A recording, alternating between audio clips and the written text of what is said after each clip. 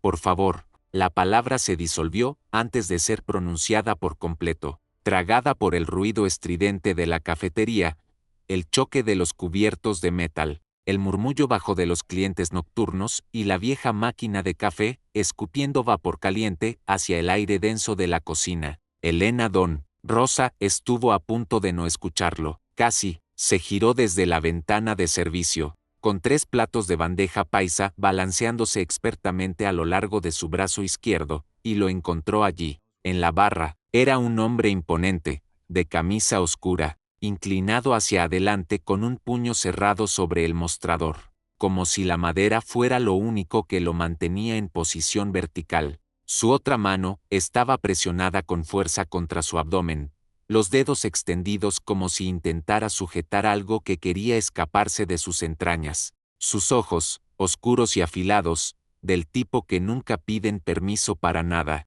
encontraron los de ella de inmediato. «Me han envenenado», susurró él, con una voz que arrastraba el peso de una sentencia de muerte. Elena dejó los platos sobre la barra. No lo hizo con cuidado, simplemente lo soltó. Los asientos de vinilo verde de la encrucijada estaban ocupados a medias por la clientela habitual de los martes, un par de taxistas al fondo, una enfermera cansada bebiendo café negro y 2 estudiantes universitarios compartiendo una cesta de empanadas sin decir palabra. Nadie levantó la vista, nadie notó cómo el hombre más peligroso de la región acababa de hacerse pequeño frente a una mesera, pero Elena sí lo notó. Había pasado 3 años aprendiendo a leer la diferencia entre un hombre borracho y un hombre que se está apagando. Lo catalogó en 4 segundos exactos, el brillo del sudor frío recorriendo la línea del cabello, el ligero temblor que sacudía la mano apoyada en su mostrador y el color desapareciendo debajo de su barba espesa como una marea en retirada.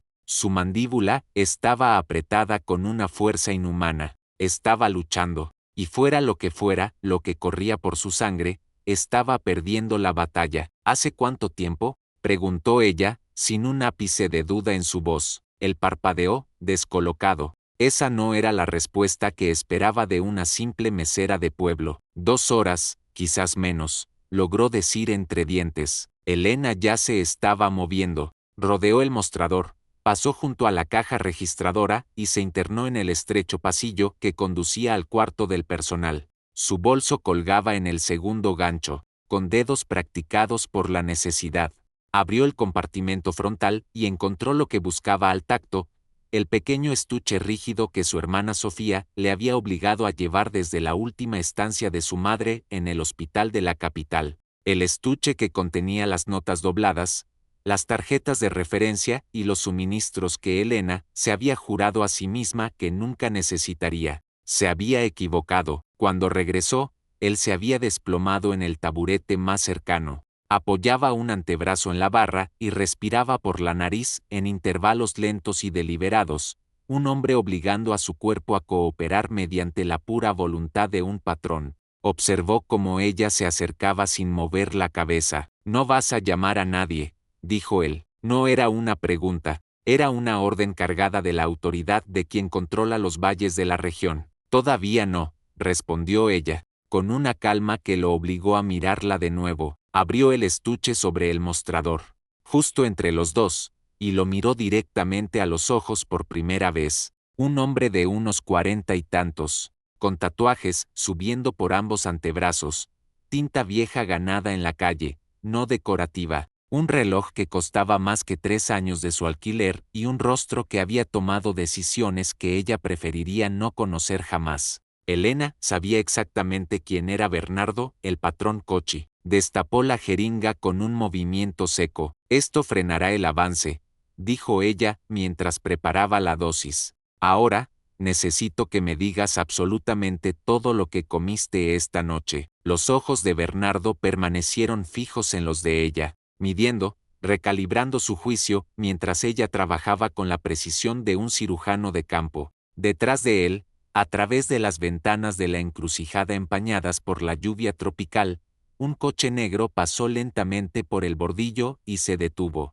No aparcó, no se fue, simplemente esperó, como un buitre acechando a su presa. Elena vio el reflejo del vehículo en la vitrina de cristal sobre la caja registradora. No dijo nada, mantuvo sus manos firmes y su voz nivelada, porque el hombre frente a ella todavía respiraba, y en ese submundo de carteles y traiciones, ese era el único milagro que importaba. La puerta se abrió. Dos hombres con chaquetas de cuero empapadas por la lluvia entraron, trayendo consigo el olor a pólvora y asfalto mojado. La encrucijada tenía su propio latido, un ritmo que Elena había llegado a conocer como si fuera su propio pulso. Después de 3 años tras esa barra de acero inoxidable, conocía cada síncopa y cada pausa. El caos del desayuno comenzaba a las 6 de la mañana con las cuadrillas de construcción, hombres rudos, eficientes, que devoraban café y arepas antes de desaparecer a las 7:15. Luego venía el flujo constante del almuerzo, que se disolvía pasadas las 2 de la tarde. Las horas muertas, entre las 3 y las 5, eran suyas. Esas eran las horas en que Elena reponía existencias, limpiaba las mesas y reseteaba el lugar, moviéndose como el agua por un canal familiar, sin pensar, sin desperdiciar un solo movimiento. Le gustaba especialmente el turno de cierre. Elena siempre había sido buena con los finales. Su casillero estaba en el estrecho pasillo detrás de la cocina, apretado entre el fregadero industrial y la salida de emergencia. Lo mantenía impecable por puro hábito. Un delantal de repuesto, su bolso en el estante superior y una taza térmica con una grieta en la tapa que siempre prometía reemplazar pero nunca hacía. Pegados en el interior de la puerta de metal, sujetos por una tira de cinta aislante negra, había 3 sobres. No estaban escondidos,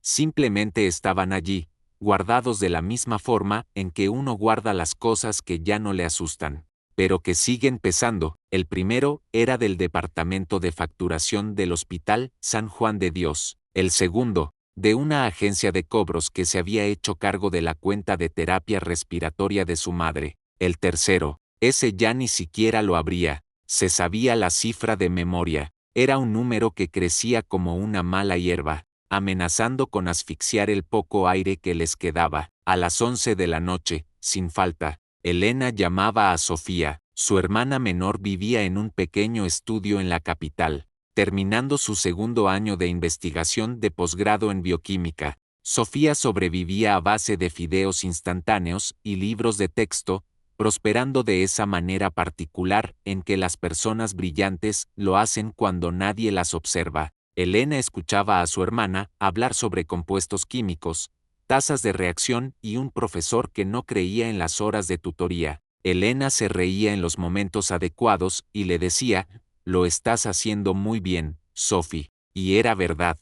Alguien tenía que decírselo, y alguien tenía que asegurarse de que Sofía nunca tuviera que mirar dentro de esos sobres pegados con cinta aislante. Pero esta noche, el ritmo de la encrucijada se había roto. Bernardo Cocchi seguía sentado en el taburete, su respiración ahora más controlada, pero sus ojos inyectados en sangre seguían cada movimiento de Elena. Los 2 hombres que acababan de entrar, claramente sus escoltas, o sicarios de alto rango, se detuvieron en seco al ver la escena. Su jefe, el hombre que controlaba el flujo de mercancía en media provincia, estaba siendo atendido por una mesera que sostenía una jeringa usada. «¡Quietos!», ladró uno de ellos, llevando la mano rápidamente al interior de su chaqueta. Elena no se inmutó, no levantó la voz. Se interpuso entre ellos y Bernardo con la quietud absoluta de quien ha manejado situaciones explosivas en espacios pequeños y sabe que la postura es su propio lenguaje. «Su jefe necesita aire,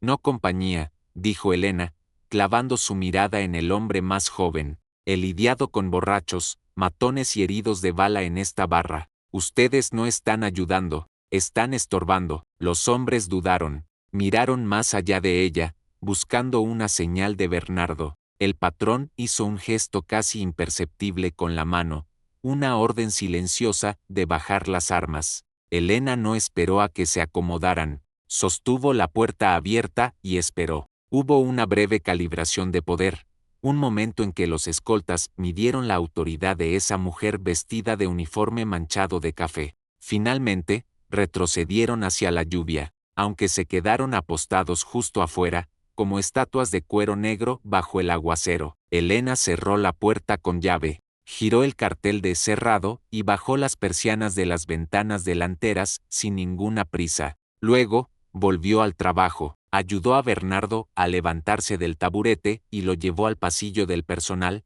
lejos de cualquier mirada indiscreta que pudiera pasar por la calle. Lo sentó contra la pared, con las rodillas en alto. Es un mejor ángulo para las vías respiratorias, murmuró ella, casi para sí misma. Se puso en cuclillas frente a él y realizó un chequeo rápido y silencioso. Sus dedos se movían con una memoria muscular que no pertenecía a una mesera. Pupilas desiguales, la izquierda ligeramente más dilatada que la derecha. Temblor concentrado en las manos, no en los brazos, lo que significaba que el sistema nervioso central estaba bajo ataque, pero aún no colapsado. No todavía. El olor en su aliento era tenue, químico, escondido bajo el aroma del café y el aire frío de la noche. Era algo dulce, metálico, casi imperceptible. Elena lo había sentido una vez antes, en las notas de laboratorio de Sofía. Su hermana lo describía en su letra cuidadosa como un compuesto derivado de alcaloides sintéticos,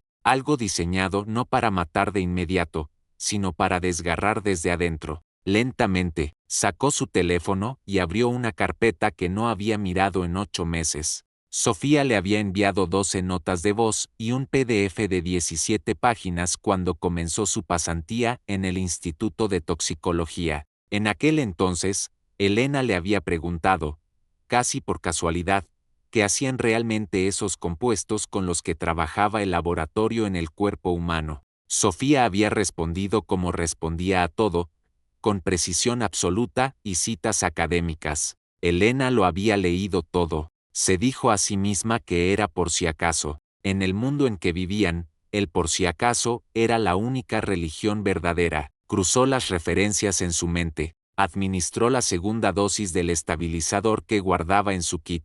Luego, le tomó el pulso en la muñeca. Era más fuerte de lo que debería ser, dada la situación. Notó la hora exacta en su libreta de pedidos. Bernardo la observó durante todo el proceso. Su respiración se había estabilizado, pero sus ojos no se apartaban del rostro de ella. Elena no levantó la vista. Sabía que habría tiempo para las preguntas peligrosas más tarde. En ese momento, solo existía el trabajo, y Elena Rosa siempre había sido, por encima de todo, muy buena en su trabajo. Lo trasladó a la habitación trasera unos 20 minutos después. Era un pequeño espacio de almacenamiento detrás de la cocina que el dueño usaba como oficina los viernes y como cuarto de descanso el resto de la semana. Había un catre viejo, una lámpara de escritorio, con una cadena metálica y la privacidad suficiente para que nadie que pasara por las ventanas viera, algo que luego necesitara olvidar. Bernardo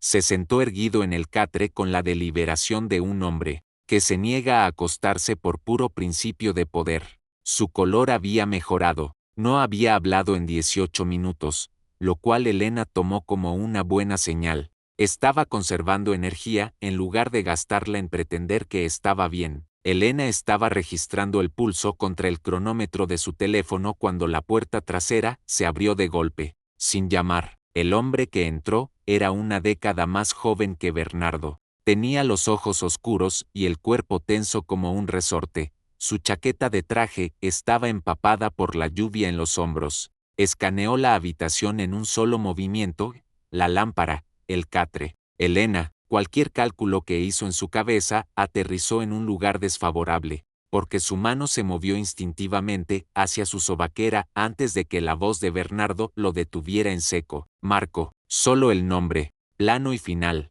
La forma en que le hablas a alguien que ya debería saberlo mejor. La mano de Marco cayó a su costado, miró a Bernardo, luego a Elena, y volvió a mirar a su jefe. ¿Quién es ella?, preguntó Marco, con la voz cargada de una sospecha letal. Trabaja aquí, respondió Bernardo sin mirarlo. Eso no es una respuesta, patrón. El consejo está esperando, los Falco están. Sé lo que están haciendo. Bernardo fijó su mirada en la distancia media. Espera afuera, Marco. Ahora, hubo un silencio largo y denso. Marco finalmente salió por donde entró, cerrando la puerta trasera con un cuidado exagerado que resultaba mucho más amenazante que un portazo. La habitación volvió a quedar en calma. Elena hizo una nota final en su teléfono y alcanzó el segundo vial de su estuche. ¿Sabes quién soy?, preguntó Bernardo de repente. Elena no levantó la vista de inmediato. Destapó el vial,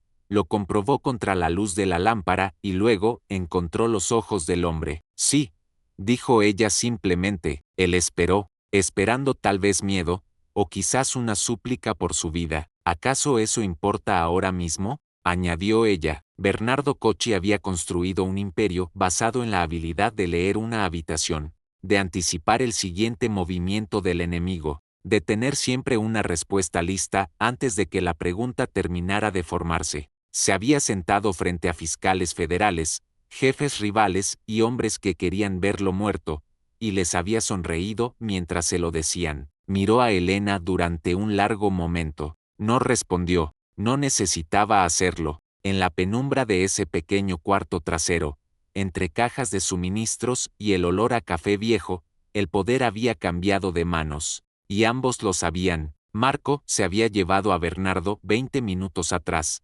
medio cargado, medio guiado a través de la puerta trasera hacia un coche que Elena no había oído llegar. Sin adiós, sin instrucciones, solo Bernardo deteniéndose en el umbral lo suficiente como para mirarla una última vez. Era la mirada de alguien que intenta memorizar un detalle crucial antes de que desaparezca. Luego, se fue. Elena se quedó sola en la habitación trasera con la lámpara aún encendida y ese silencio particular que sigue a una emergencia cuando el peligro inmediato ha pasado. Elena trabajó como siempre trabajaba, metódicamente, desde fuera hacia adentro. Quitó las sábanas del catre, las enrolló y las dejó junto a la puerta para la mañana siguiente. Limpió la pequeña mesa donde había desplegado sus suministros y revisó el suelo 2 veces. En su experiencia, lo que metía a la gente en problemas no era lo que hacían, sino lo que dejaban atrás sin darse cuenta. Fue entonces cuando la vio. La chaqueta de Bernardo estaba sobre la silla. Se la había quitado mientras ella trabajaba en su brazo y, en la urgencia del traslado, nadie había pensado en recogerla. Era un material excelente, lana oscura, pesada, el tipo de prenda que mantiene su forma pase lo que pase. La levantó por el cuello para doblarla y algo se movió en el bolsillo del pecho. No era papel común. Elena sabía que debía dejarla a un lado, lo sabía, pero extendió la mano de todos modos. Era un recibo doblado 2 veces, impreso en ese papel crema grueso de los lugares donde la cuenta llega en una carpeta de cuero. El encabezado estaba grabado con una fuente pequeña y sobria: Restaurante Falco comedor privado. Debajo, una mesa para 6, un menú de degustación y una marca de tiempo al final. Reserva finalizada a las 21:47. Elena se quedó muy quieta. Repasó la línea de tiempo en su cabeza como Sofía le había enseñado a pensar en las curvas de reacción química: inicio, aceleración, pico. 2 horas, había dicho Bernardo, quizás menos. Ella había registrado su entrada por la puerta de la encrucijada a las 11:52 de la noche. Lo había anotado por hábito, de la misma forma en que las enfermeras de su madre siempre anotaban todo, de las 21:47 a las 11:52 de la noche. Los números estaban allí, silenciosos, exactos y condenatorios. Fotografió ambos lados del recibo con su teléfono. Lo devolvió al bolsillo y dobló la chaqueta con cuidado sobre el respaldo de la silla, exactamente como la había encontrado. Luego, apagó la lámpara y volvió a terminar de apilar los platos blancos. Bernardo regresó a la mañana siguiente. No fue Marco, sino el propio Bernardo, lo cual le dijo mucho a Elena. Llevaba una camisa diferente, también oscura, y se movía sin la deliberación forzada de la noche anterior. Se sentó en la barra y esperó hasta que el último cliente pagó y se fue. Luego, la miró con la franqueza de un hombre que ha pasado la noche tomando una decisión y no tiene interés en volver a discutirla. Necesitaba que ella fuera con él. Se lo explicó con las menos palabras posibles. Su propio médico personal estaba bajo contrato a través de un canal que pasaba por 3 de sus lugartenientes. Hasta que no supiera cuál de ellos lo había traicionado, el canal estaba comprometido. No podía confiar en el tratamiento, no podía verificar los compuestos. Necesitaba a alguien totalmente fuera de la estructura, alguien con las manos limpias y sin lealtad a nada excepto al trabajo. Eres la única que califica, dijo él, su voz resonando en la cafetería vacía. Elena secó la taza que sostenía y la puso en el estante. Tenía una condición, mi hermana, Sofía Don Rosa, vive sola en la capital. Si le pasa algo, cualquier cosa, incluido un accidente fortuito, el trato se acaba, y todo lo que yo sé irá directamente a las personas que usted menos quiere que lo sepan. No lo dijo como una amenaza, lo dijo como decía todo, nivelado, preciso, sin adornos. Bernardo guardó silencio un momento, luego, asintió una vez, nadie la tocará. Elena se quitó el delantal, le dijo al dueño que tenía un asunto familiar. Él prometió guardarle los turnos. Al salir, no miró atrás hacia la cafetería, porque sabía que si lo hacía, empezaría a catalogar todo lo que dejaba, los ritmos, los platos blancos, la vida invisible y segura que había construido. Y no podía permitirse eso ahora. El complejo de Bernardo no era una casa en el sentido técnico. Era un organismo con su propia circulación, presión y jerarquía de órganos. Elena pasó el primer día aprendiendo sus ritmos de la misma forma que aprendió los de la encrucijada,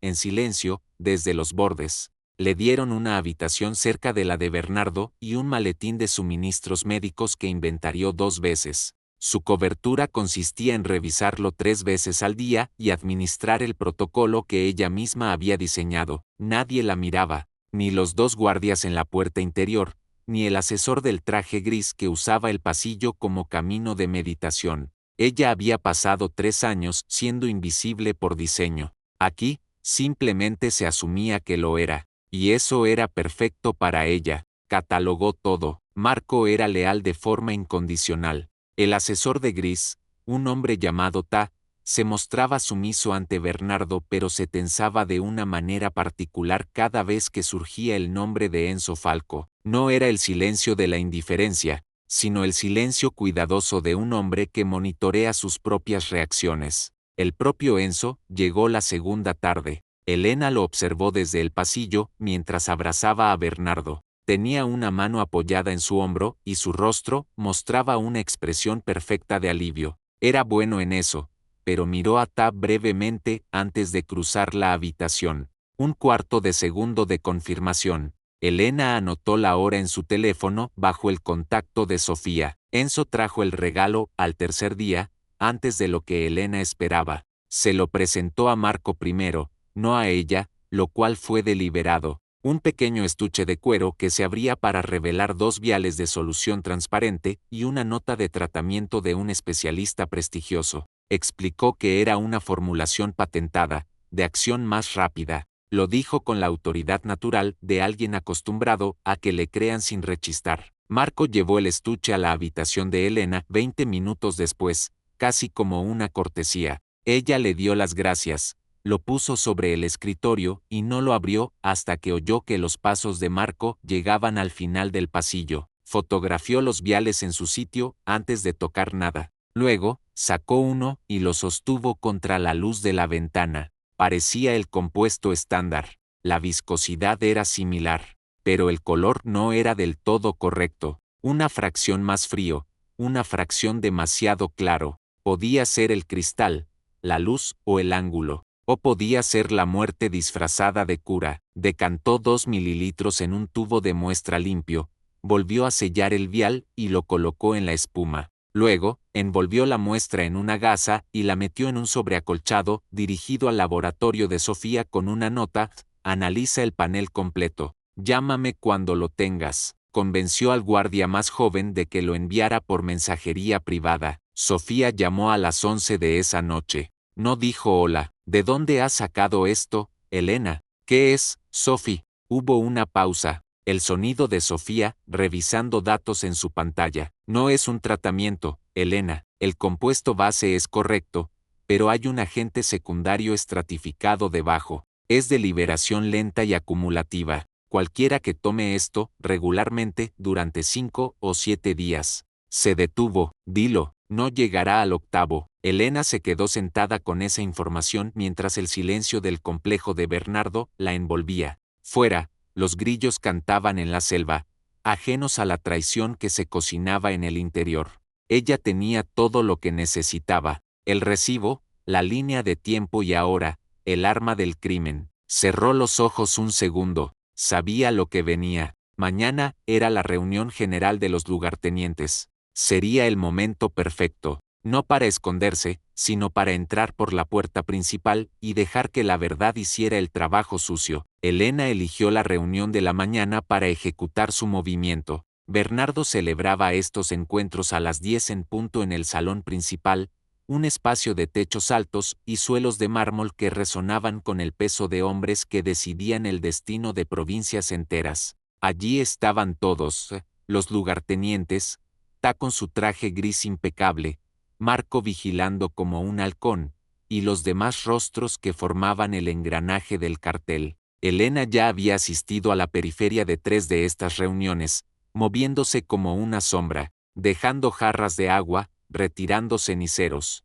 sin que nadie registrara su presencia más allá de lo puramente funcional. Conocía la disposición de los asientos, sabía quién se sentaba más cerca de la salida, y sabía que Enzo Falco, cuando estaba presente, siempre ocupaba la silla a la izquierda de Bernardo, lo suficientemente cerca para susurrarle al oído, lo suficientemente lejos para vigilar el resto de la habitación con sus ojos de serpiente. Pero antes de entrar, Elena tuvo que hacer una última cosa. A las 7 de la mañana, se escabulló en la habitación donde descansaba el estuche de cuero, guardado bajo llave en el cajón lateral del buró de invitados, la habitación preferida de Enzo cuando se quedaba a pasar la noche. Abrió el estuche, extrajo ambos viales y los reemplazó con el compuesto estándar de su propio suministro, correctamente etiquetado e indistinguible a simple vista. Luego, volvió a cerrar el cajón y fue a preparar el desayuno de Bernardo como si nada hubiera pasado. Entró en la reunión a las 10:12. Nadie levantó la vista.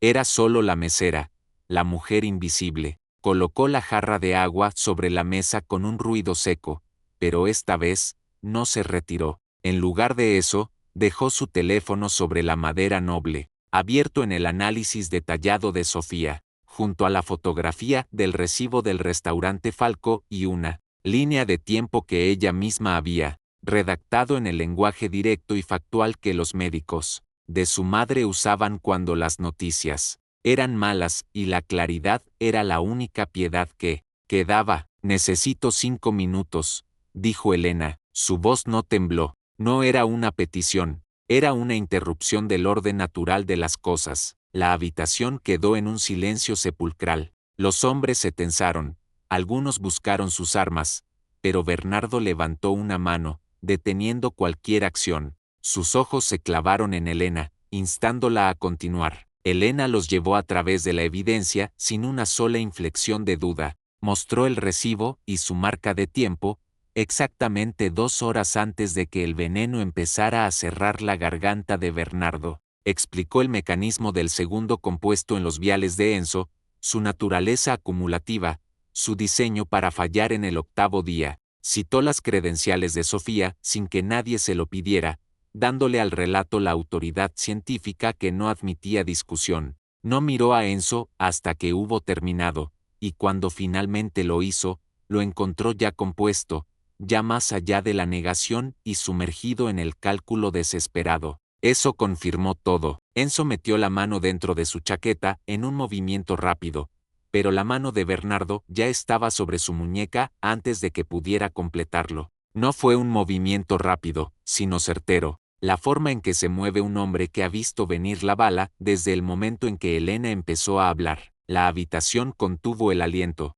Los ojos de Enzo se movieron hacia la puerta, pero Marco ya estaba allí, bloqueando la salida con una expresión que prometía una muerte lenta. Entonces Enzo miró a Elena, la miró de verdad, quizás por primera vez, con una expresión que ella reconoció de inmediato. Era la mirada de un hombre que había subestimado a la persona equivocada y sabía, con total claridad, el momento exacto en que había firmado su propia sentencia. Llévenselo, ordenó Bernardo. Su voz era un susurro frío que cortaba el aire como una cuchilla. No hubo gritos, no hubo una escena cinematográfica, solo el sonido de los pasos de Marco y sus hombres arrastrando a Enzo fuera de la luz del sol y hacia las sombras de las que nunca regresaría. Elena regresó a su barra el lunes siguiente. El dueño de la encrucijada cumplió su palabra y no había llenado sus turnos. Le entregó un delantal limpio sin ceremonias,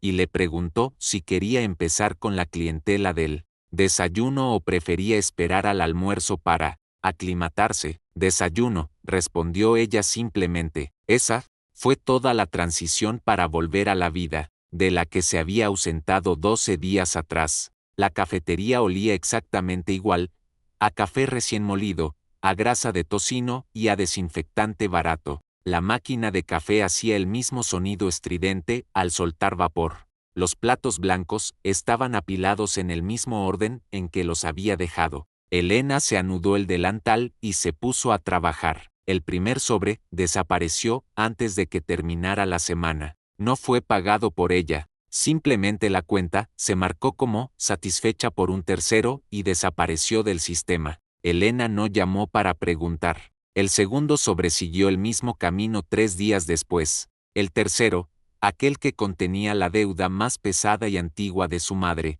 se borró por completo de los registros de la agencia de cobros, como si nunca hubiera existido. Una deuda resuelta en el silencio. Elena no reconoció el gesto. No había forma de agradecer algo así sin iniciar una conversación para la que no tenía lenguaje. Sofía la llamó un jueves, confundida y luego, silenciosamente eufórica por una oferta de trabajo no solicitada de una prestigiosa firma de investigación privada en la capital. Un salario mejor, fondos ilimitados y un supervisor que, aparentemente, había oído cosas extraordinarias sobre su talento. Sofía le preguntó a Elena si sabía algo al respecto. No tengo idea, Sophie, dijo Elena, y técnicamente era cierto. Ella no lo había organizado. Solo había mencionado el nombre de su hermana una vez, de pasada, a un hombre que evidentemente tomaba notas de todo. El coche apareció un miércoles por la tarde, a finales de octubre, 3 semanas después de su regreso. Era negro, familiar, y se detuvo junto al bordillo durante un momento antes de apagar el motor. Elena estaba rellenando los azucareros de las mesas cuando la puerta de la cafetería se abrió. Él se veía mejor, descansado, o al menos algo parecido a la paz en un hombre de su estirpe. Bernardo se sentó en la barra, en el mismo taburete de la primera noche, y pidió un café negro. Elena se lo sirvió sin preguntar cómo lo quería, porque ya lo sabía. Él no explicó por qué había venido. Ella no preguntó. Bernardo se quedó sentado durante 20 minutos, bebiendo el café lentamente, observando la calle a través del cristal empañado por la lluvia con la expresión de alguien que no tiene otro lugar donde estar y que ha hecho las paces con ese hecho. Cuando se levantó para irse, dejó un billete de $10 sobre el mostrador. Elena lo observó salir. Vio cómo subía al coche y cómo éste desaparecía en la penumbra de la tarde. Dejó el billete allí, sobre la madera gastada, durante mucho tiempo. Había vuelto a ser invisible para el mundo, pero ahora, el silencio ya no pesaba. Los platos estaban limpios, las deudas estaban saldadas, y, en algún lugar de la capital, su hermana estaba cambiando el mundo con su ciencia. Elena tomó un paño húmedo y empezó a limpiar la barra con movimientos largos, rítmicos y precisos. Al final del día, todos tenemos una función que cumplir. Y Elena Don Rosa siempre había sido, por encima de todo, muy buena en su trabajo.